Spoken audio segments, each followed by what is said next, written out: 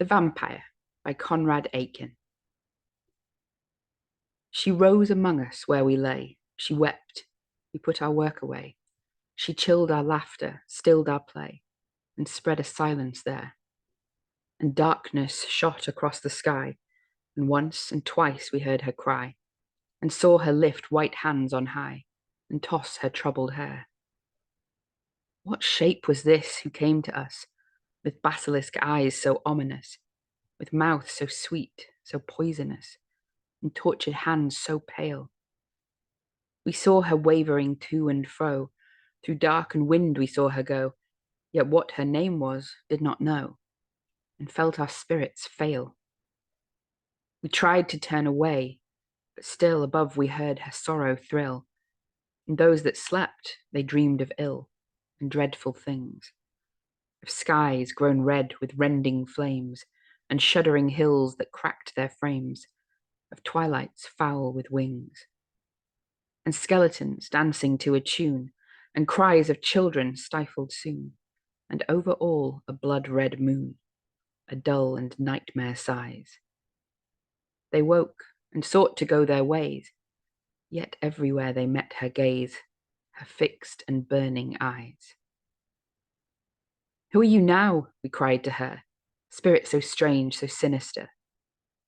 We felt dead winds above us stir, and in the darkness heard a voice fall, singing, cloying, sweet, heavily dropping through that heat, heavy as honeyed pulses beat, slow word by anguished word. And through the night strange music went, with voice and cry so darkly blent, we could not fathom what they meant, save only that they seemed to thin the blood along our veins, foretelling vile, delirious pains, and clouds divulging blood-red rains upon a hill undreamed. And this we heard: who dies for me, he shall possess me secretly. My terrible beauty he shall see, and slake my body's flame. But who denies me, cursed shall be, and slain, and buried loathsomely, and slimed upon with shame.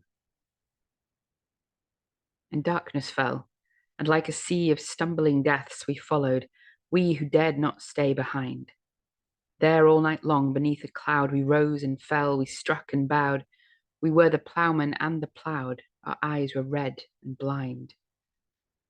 And some, they said, had touched her side before she fled us there, and some had taken her to bride, and some laid down for her and died. Who had not touched her hair ran to and fro, and cursed and cried, and sought her everywhere. Her eyes have feasted on the dead, and small and shapely is her head, and dark and small her mouth, they said, and beautiful to kiss. Her mouth is sinister and red, and blood in moonlight is. Then poets forgot their jeweled words, and cut the sky with glittering swords, and innocent souls turned carrion birds to perch upon the dead. Sweet daisy fields were drenched with death, the air became a charnel breath, pale stones were splashed with red. Green leaves were dappled bright with blood, and fruit trees murdered in the bud. And when at length the dawn came green as twilight from the east, and all that heaving horror ceased, silent was every bird and beast, and that dark voice was gone. No word was there, no song, no bell, no furious tongue that dream to tell, only the dead, who rose and fell above the wounded men, and whisperings and wails of pain, blown slowly from the wounded grain, blown slowly from the smoking plain, and silence fallen again. Until at dusk, from God knows where, beneath dark birds that filled the air, like one who did not hear or care, under a blood-red cloud, an aged ploughman came alone, and drove his share through flesh and bone, and turned them under to mould and stone. All night long he ploughed.